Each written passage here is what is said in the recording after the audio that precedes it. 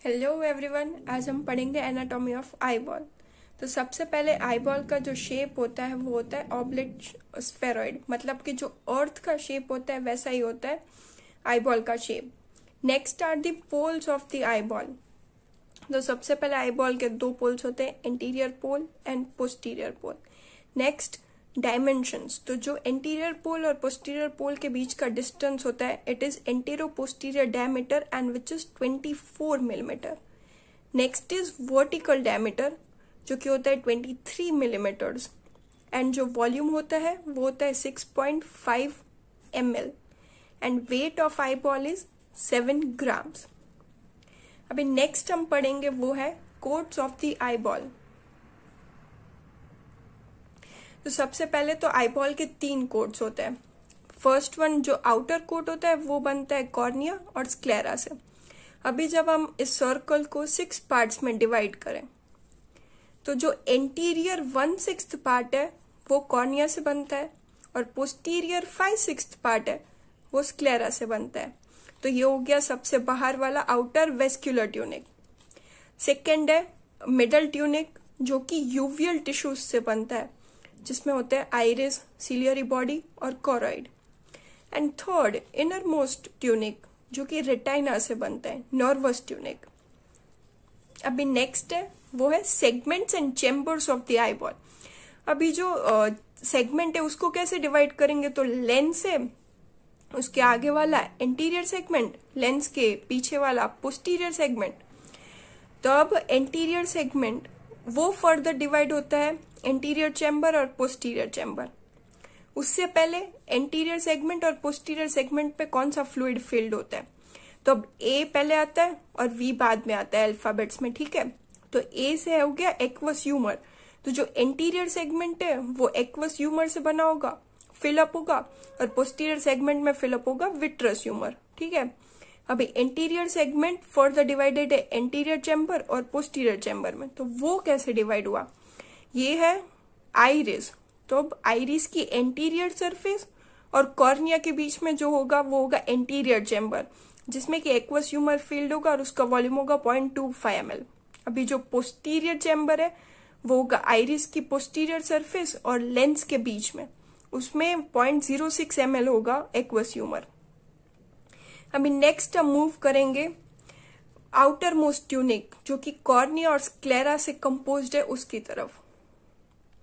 अभी कॉर्निया जो कि एंटीरियर 1/6 स्ट्रक्चर फॉर्म करता है and it is transparent avascular and watch glass like structure, जो कि एंटीरियर 1/6 फॉर्म करता है और उसकी जो थिकनेस होती है वो होती है 0.5 to 0.6 मिलीमीटर थिक। अभी नेक्स्ट है उसकी रिफ्रैक्टिव पावर। तो उसकी रिफ्रैक्टिव पावर है 45 डायोप्टर्स और आई की टोटल रिफ्रैक्टिव पावर है 60 डायोप्टर्स। अभी नेक्स्ट है 5 लेयर्स कॉर्निया के, जो कि है epithelium, Bowman's membrane, stroma, डेस्मेंट्स membrane और एंडोथेलियम।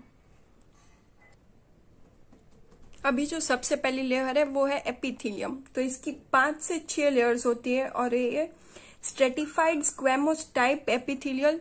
अभी स्ट्रेटिफाइड स्क्वेमोस टाइप का फंक्शन क्या होगा कि वो स्मूथ क्लियर सरफेस फॉर्म करने में हेल्प करेंगे, और ये जो नीचे के इसकी 2-3 लेयर्स जो होती है इनके बीच में टाइट जंक्शंस प्रेजेंट होते हैं, जिसकी वजह से टीयर फ्लूइड है वो फर्दर स्ट्रोमा में नहीं जा सकता।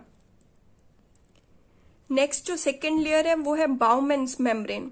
अभी ये एसेल्यूलर मास और कंडेंस्ड कोलेजन फाइब्रिल्स से फॉर्म होती है, और ये इसका मेन फंक्शन ये है कि ये इन्फेक्शन से रेजिस्ट करती है, बट इसका ये भी है कि एक बार अगर ये डिस्ट्रॉय हो जाए तो वापस रीजनरेट नहीं हो पाती। अभी जो थर्ड लेयर है वो है स्ट्रोमा, इसे सस्टेंशिया प्रोप्रिया भी कहते हैं। अभी इसकी जो थिकनेस है वो है 0.5 मिलीमीटर। तो जो कॉर्निया की जो पूरी लेयर्स है उसमें सबसे मैक्सिमम जो थिकनेस है वह ये स्ट्रोमा ही कवर करता है। अभी जो फोर्थ लेयर है वो है डेस्मेंट्स मेम्ब्रेन, जो कि कोलेजन और ग्लाइकोप्रोटीन से बनी हुई होती है। अब ये जो लेयर है वो रीजनरेट कर सकती है। और जो लास्ट लेयर है वो है एंडोथेलियम। तो वो हेक्सागोनल शेप्ड सेल से फॉर्म होती है और इसका जो मेन फंक्शन है वो है एक्टिव पंप मैकेनिज्म, जो कि कॉर्निया को हाइड्रेटेड रखने में काम करती है। अभी जो कॉर्निया का मेन फंक्शन है वो ये है कि it acts as major refractive media, and second function is कि इंट्राऑक्यूलर कंटेंट्स को प्रोटेक्ट करती है। अभी नेक्स्ट है स्क्लेरा। स्क्लेरा जो है वो पोस्टीरियर 5/6 पार्ट फॉर्म करता है and it is an opaque part of the eyeball, और इसकी जो आउटर सरफेस होती है वो टेंसन कैप्सूल से कवर्ड होती है।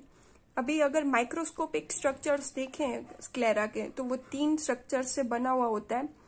तो सबसे पहले एपिस्क्लेरल टिश्यू, नेक्स्ट स्ट्रोमा या स्क्लेरा प्रॉपर, और थर्ड है लेमिना फस्का।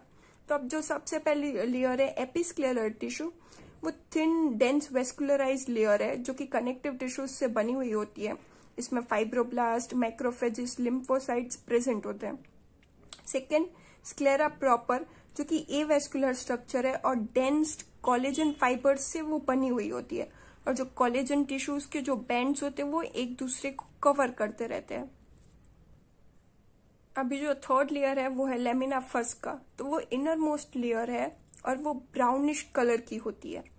अभी स्क्लेरा की अगर नर्व सप्लाई देखें तो वो लॉन्ग सीलियरी नर्व से उसको नर्व सप्लाई मिलती है।